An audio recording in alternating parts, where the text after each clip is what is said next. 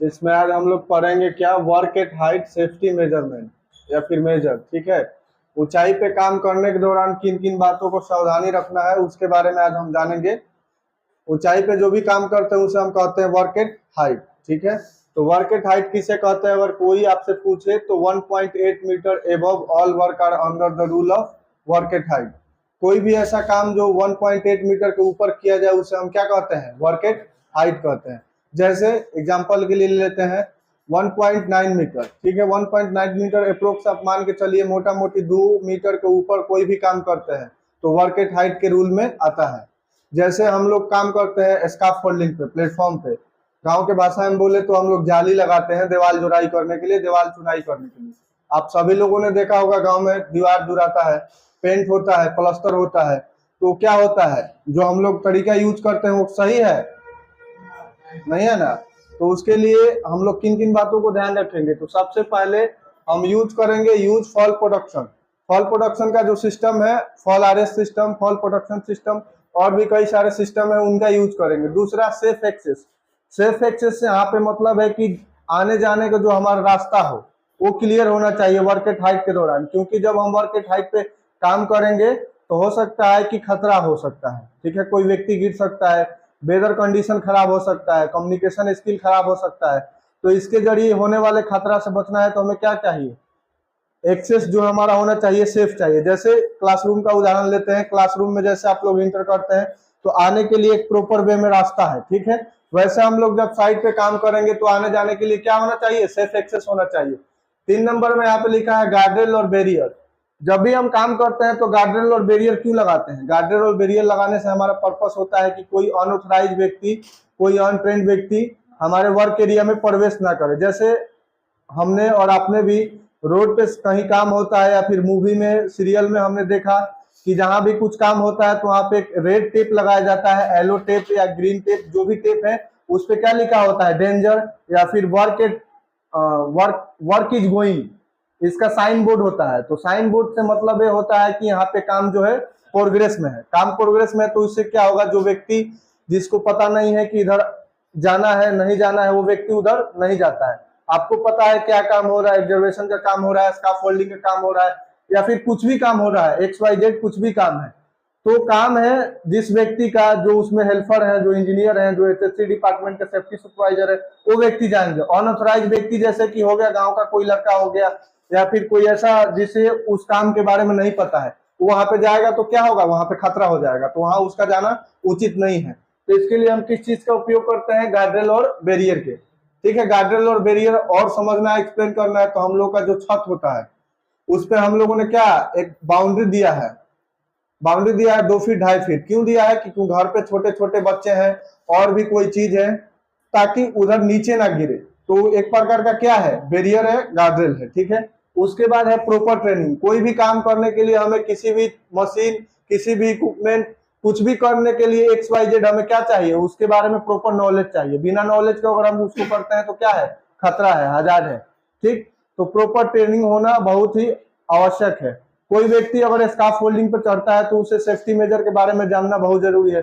As a safety supervisor आपकी responsibility है, आपका मूलभूत आधार है कि आपको वर्क एट हाइट के बारे में, अगर स्काफोल्डिंग पे काम करना है तो आपको पता होना चाहिए। वर्क एट हाइट के बारे में अगर आपको पता नहीं है, सेफ्टी के बारे में पता नहीं है, आप एक सेफ्टी सुपरवाइजर हैं, तो आपकी लापरवाही से किसी व्यक्ति का जान जा सकता है। तो क्या है? बहुत बड़ा खतरा है। तो इसके लिए हमें वर्क एट हाइट का जो रूल है वो होना चाहिए। इसमें कैसे कैसे बचाव करेंगे इसके बारे में ज्ञान होना चाहिए। जब आपको पता होगा तभी आप किसी और को एक्सप्लेन बेहतर कर पाएंगे। ठीक, इसमें 5वां नंबर दे रहा है वेदर कंडीशन। कभी कभी क्या होता है कि हम लोग देखते हैं काम हो रहा है, धूप निकला है और अचानक से बारिश होने लगा, अचानक से हवा तेज आने लगा, तो क्या होगा? वेदर कंडीशन खराब है।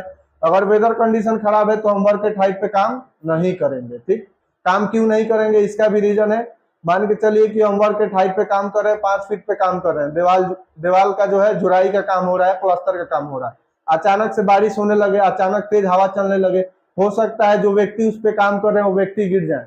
गिरने से क्या होगा? गिरने से उनका हाथ पैर टूट सकता है, उनकी मृत्यु हो सकती है, और भी बहुत सारे रीजन है। तो इन सब से बचने के लिए हम क्या करेंगे? अवॉइड करेंगे वेदर कंडीशन को। अगर मौसम सही नहीं है तो हम काम नहीं करने देंगे। तो कंपनी में जब आप जाइएगा तो ध्यान रखिएगा कि क्या होता है, कॉन्ट्रैक्टर बेस पे लोग होते हैं, ठेकेदार जिसको हम बोलते हैं देहाती भाषा में। तो वो लोग क्या है, उनको कंपनी का प्रेशर होता है कि इस काम को आपको इतने समय में करके देना है, ठीक है। तो उन्हें होता है कि हम जल्द से जल्द काम कैसे खत्म करें। तो उन्हें अपने सेफ्टी के बारे में ध्यान रखने का कोई उतना विशेष रूप से आवश्यक नहीं समझते हैं वो लोग। तो हमारी रेस्पॉन्सिबिलिटी क्या होती है, उन्हें सुरक्षा प्रदान करना। हम सुरक्षा कब प्रदान कर सकते हैं, जब हमें सुरक्षा के बारे में डीप नॉलेज हो या बेहतर नॉलेज हो।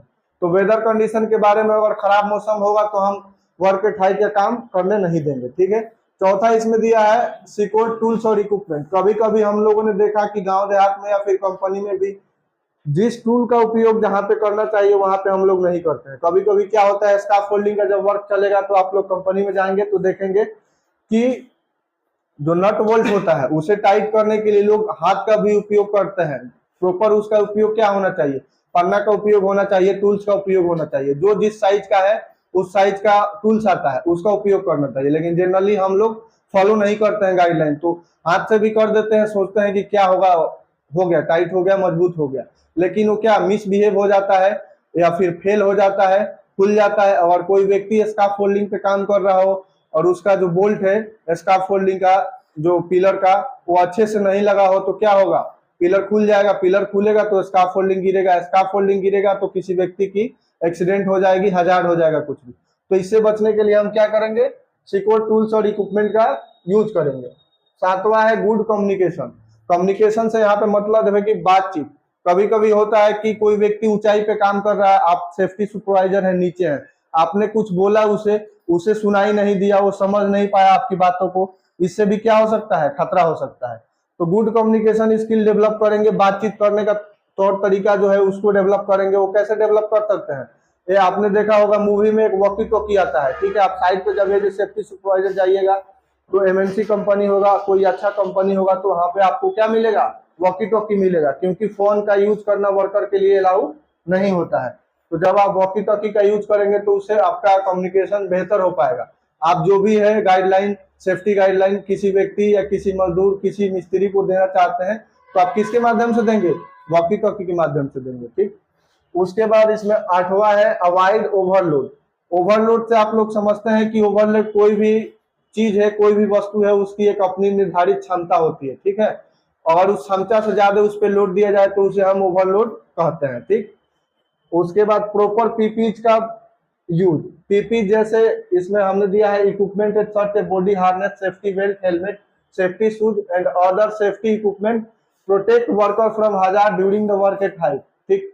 ऊंचाई पे काम करने के दौरान कुछ इक्विपमेंट, कुछ पीपीज जो हमारे शरीर के सुरक्षा प्रदान करते हैं, उनका पहनना, उनका लगाव रखना बहुत आवश्यक है। तो पर्सनल प्रोटेक्टिव इक्विपमेंट में वर्क एट हाइट पे काम करेंगे तो सबसे पहले क्या आएगा, सबसे पहले आपका आएगा सेफ्टी बेल्ट। सेफ्टी बेल्ट को हम क्या कहते हैं, सेफ्टी हार्नेस कहते हैं, ठीक। Safety harness. दूसरा इसमें हेलमेट। हेलमेट हेलमेट अगर आप नहीं पहनेंगे, वर्क एट हाइट पे काम करते हैं तो क्या क्या नुकसान हो सकता है, कुछ बताएंगे आप लोग। और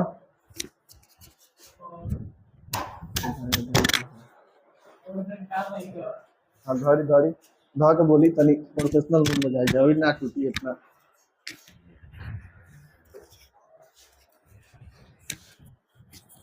चलिए, जैसे मैंने बताया equipment such as body harness, safety belt, helmet, safety shoes and other safety equipment to protect the worker from the hazard during the work at height. सुरक्षा का काम करने के दौरान हमें कुछ पर्सनल पीपीज हैं जो हमें सुरक्षा प्रदान करती है। जैसे में हेलमेट हो गया, बॉडी हार्नेस हो गया, आपका सेफ्टी शूज हो गया, अदर भी कोई सेफ्टी इक्विपमेंट आते हैं। अगर कोई व्यक्ति ऊंचाई के दौरान काम कर रहा है, अगर वो प्रॉपर पीपीज नहीं लिया है तो उसे होने वाले नुकसान बहुत सारे हैं। कुछ नुकसान के बारे में आप लोग भी बताइए, क्या क्या नुकसान हो सकता है अगर कोई व्यक्ति ऊंचाई पे काम कर रहा है और प्रॉपर पीपीज नहीं पहना है तो। अगर मान लीजिए हेलमेट नहीं पहना है और ऊपर से गिर जाता है अचानक से, जी तो सर में भी चोट आ सकता है। या नीचे जो वर्कर है जी ऊपर मटेरियल दे रहा है, अगर नीचे वाला भी वर्कर नहीं पहना है, ऊपर से अगर कुछ गिरता है तो उसके सर में चोट लग सकता है। हेलमेट सर के लिए आवश्यक है।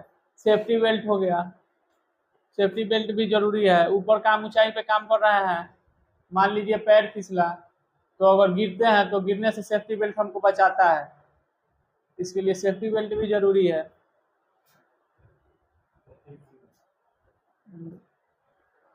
चलिए, आपने बहुत अच्छा बताया, ठीक है। इसके बाद हम देखते हैं कि मेडिकल क्लियरेंस। जब हम सेफ्टी साइट पे काम करते हैं तो सुबह सुबह स्टार्टिंग वर्क होने से पहले क्या करते हैं? टीबीटी करते हैं, ठीक है। टीबीटी करते हैं। जब हम टीबीटी करेंगे तो इंश्योर करेंगे। इंश्योर से मतलब है मेरा, सबसे पूछेंगे कि आप लोग कैसे हैं, आपका जो फिटनेस है, आपका तबीयत है, वो सही है कि नहीं है। अगर कोई व्यक्ति टीबीटी के दौरान बोलता है कि नहीं सर मेरा तबीयत ठीक नहीं है, मैं काम करने योग्य नहीं हूँ, बट कुछ मजबूरी के कारण मैं कंपनी आ गया हूँ, तो एज ए सेफ्टी सुपरवाइजर आपकी रेस्पॉन्सिबिलिटी है कि उसे क्या कराएं? मेडिकल सुविधा उपलब्ध कराएं, मेडिकल क्लियरेंस लें कि उसे क्या प्रॉब्लम है। अगर आप बिना पूछे बिना समझे किसी बीमार व्यक्ति को, जिसको कुछ तकलीफ है, शरीर में कुछ प्रॉब्लम है, उसे काम के लिए फोर्स करते हैं तो क्या है? एक कानूनन अपराध है, ठीक है। इससे क्या हो सकता है? किसी व्यक्ति की जान जा सकती है, हो सकता है कुछ प्रॉपर्टी का नुकसान हो जाए, इक्विपमेंट का नुकसान हो जाए, इन्वायरमेंट का नुकसान हो जाए। तो इन सब चीजों से बचने के लिए हम क्या लेते हैं? मेडिकल क्लियरेंस लेते हैं। मेडिकल क्लियरेंस में ये होता है कि आपका बीपी नॉर्मली जो चेक होता है, बीपी चेक होता है, और जो ब्लड का लेवल है वो चेक होता है, आपको फीवर है या नहीं है वो चेक होता है, और भी मेडिकल के कई छोटे छोटे बिंदुओं पर ध्यान दिया जाता है ताकि एक प्रॉपर व्यक्ति फिट हो सके। तो वर्क एट हाइट के दौरान जब हम काम करते हैं या फिर काम करवाते हैं तो क्या बात का ध्यान रखेंगे कि कोई व्यक्ति जो फिट ना हो वो स्काफ फोल्डिंग 1.8 मीटर के ऊपर वर्क ना करे। अगर कोई व्यक्ति ऐसा करता है तो कानूनन अपराध है। हो सकता है उस व्यक्ति की जान चली जाए, क्षति हो जाए, या फिर कंपनी का प्रॉपर्टी का नुकसान हो जाए, इन्वायरमेंट का नुकसान हो जाए। तो इन सब चीजों से बचने के लिए हम 10 बिंदुओं पर ध्यान देते हैं। कब? जब वर्क एट हाइट पे काम करते हैं तब। तो पहला यूज फॉल प्रोडक्शन सिस्टम, दूसरा सेफ एक्सेस, तीसरा गार्डियल एम्बारियर्स, चौथा इसमें आपको प्रॉपर ट्रेनिंग, पांचवा वेदर कंडीशन, छठा secure tools equipment, seventh good communication at avoid overload, ninth PPT personal protective equipment, 10वां है मेडिकल क्लियरेंस। ये 10 बातें हैं जो आपको हमेशा साइट पे ध्यान देना है। कब? जब आप वर्क एट हाइट पे काम कराएंगे तब। तो इसमें किसी व्यक्ति को कुछ दिक्कत समझने में या फिर कोई ऐसा वर्ड जो समझ में नहीं आया हो तो आप लोग मुझसे बेझिझक पूछ सकते हैं। सबसे पहले डिफिनेशन देखते हैं। तो work at height and safety measure. Safety is a very important work at height, industrial और construction site during the work at height. Proper planning must to be protect the worker during the work at height from potential to hazard।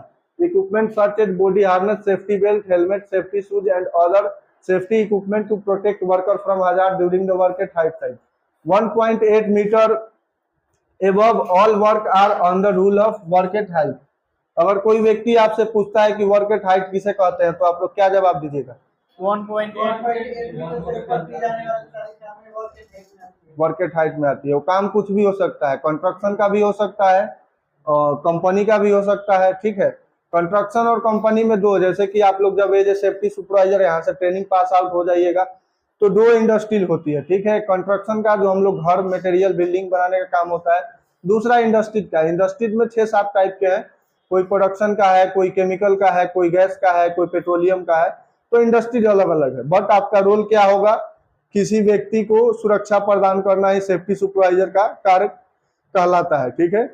तो किसी व्यक्ति को आप सुरक्षा कब प्रदान कर सकते हैं? जब आपको नॉलेज होगा, बेहतर नॉलेज होगा, ठीक है, तो आप किसी व्यक्ति को सुरक्षा प्रदान करा सकते हैं। तो इसके लिए हम work at height safety major में देखेंगे कि 1.8 मीटर के ऊपर जो भी कार्य हो रहा है वर्क एट हाइट का काम है। इसके दौरान जो मुख्य बातें मैंने अभी आपको बताया, इसका ध्यान रखेंगे तो खतरा होने का चांस कम हो सकता है, ठीक है। चलिए, धन्यवाद। अगर किसी व्यक्ति को इसमें कुछ पूछना हो तो आप लोग पूछ सकते हैं।